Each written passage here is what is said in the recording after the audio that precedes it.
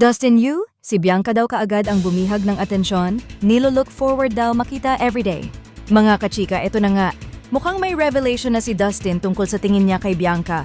Kasi sa interview niya with Astor Amoyo, tinanong si Dustin kung sino ang unang nakakuha ng atensyon niya sa PBB.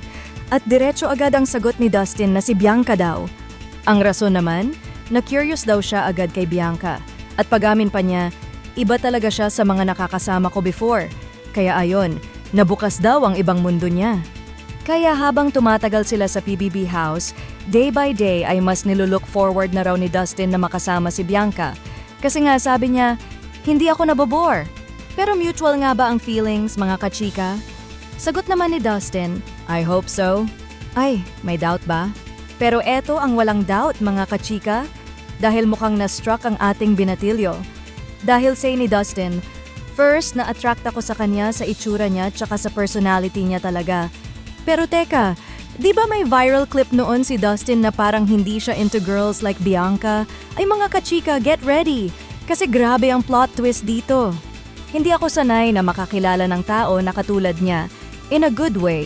Yun daw ang ibig niyang sabihin, kasi nga mga ex daw niya noon, puro daw seryoso. Pero si Bianca daw, kalog! Kaya mukhang iba talaga si Bianca para kay Dustin. Kasi kahit sinabi niya na hindi siya sanay sa ganon, nagka-click pa rin sila, in a good way. At hindi pa dyan natatapos ang kilig, chika.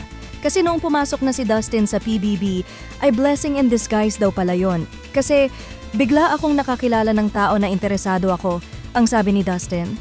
At sino kaya yon? Alam na this mga kachika. Ngayon naman, kamusta na kaya ang status ng Dasbia?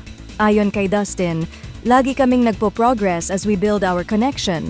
At kahit magkaibang network sila, ang simple pero matamis na sabi niya, walang nagbago, mas lalong gumanda.